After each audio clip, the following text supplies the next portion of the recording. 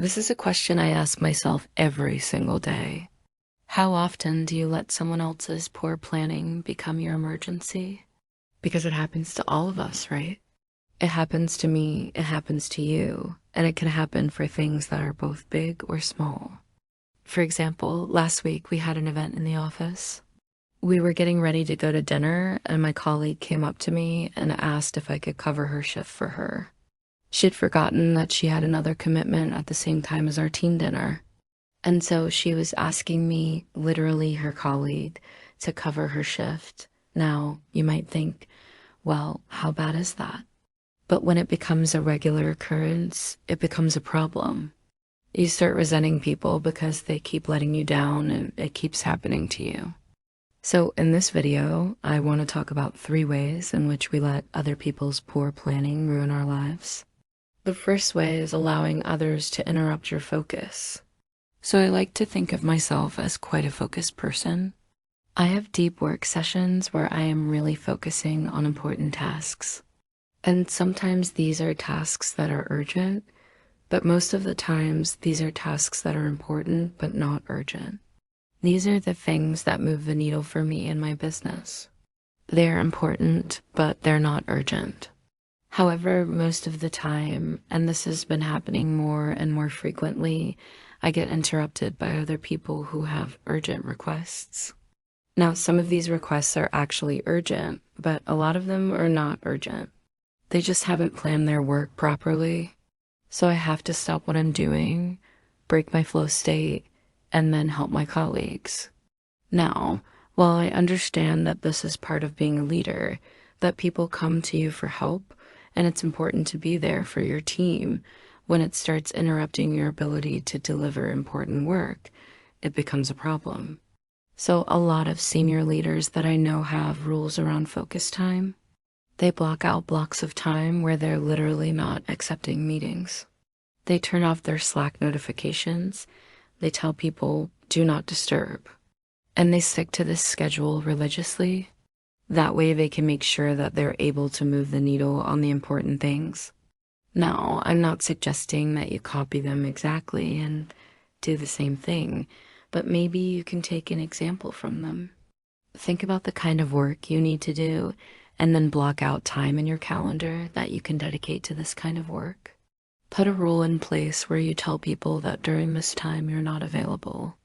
And slowly but surely, people will respect this time and will only come to you for important matters.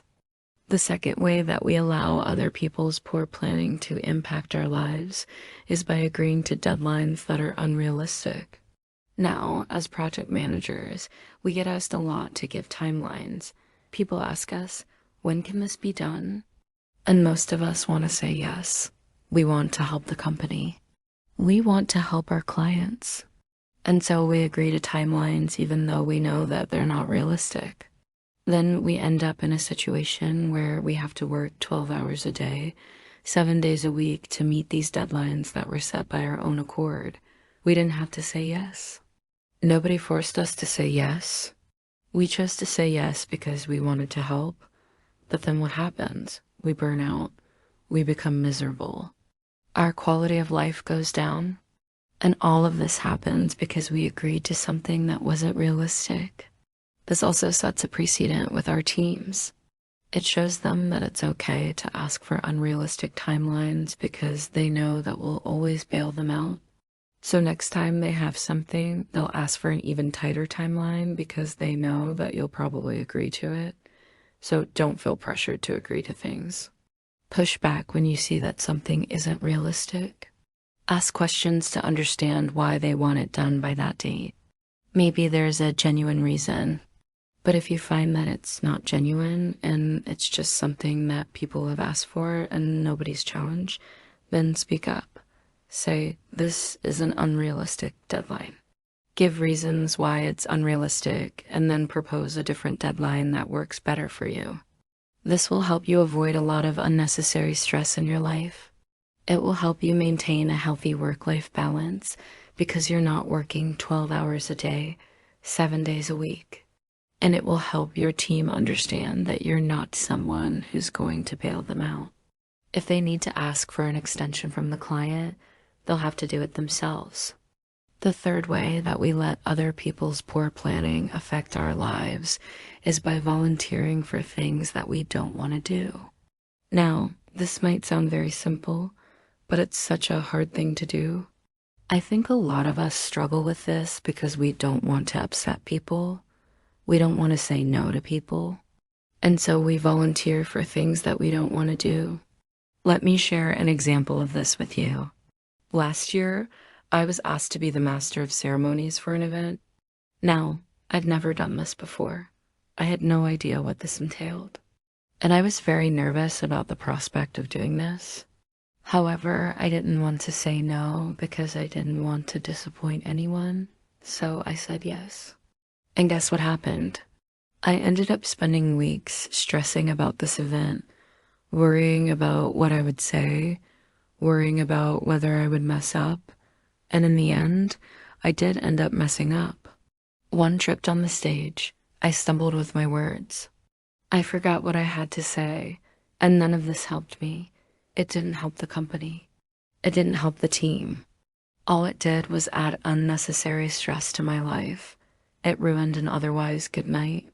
So I share this with you to encourage you to say no. If you don't want to do something, say no. Don't feel like you need to do it. Don't feel like you should be doing it.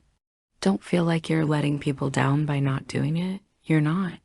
You have to take care of yourself first. Only then will you be able to take care of others. In a nutshell, other people's poor planning shouldn't be your emergency. Yes, we need to help each other out sometimes, but we shouldn't be constantly bailing each other out. We shouldn't be constantly cleaning up each other's messes. So today, I challenge you to think about the kind of situations that you find yourself in where you're constantly fixing other people's problems. Try to identify the root cause of these problems and try to fix that. Try to change your behavior a little bit so that you're not in this situation. Next time someone comes to you with an unrealistic deadline, push back, ask questions, don't just agree. Next time someone asks you to do something that you really don't want to do, say no. Take care of yourself first. Only then will you be able to take care of others. I hope this encourages you. I hope this inspires you to take action, and I hope that you remember that you're amazing. Just in case nobody told you today, remember that you're amazing. Have a wonderful day, and I'll see you in the next video. Bye for now.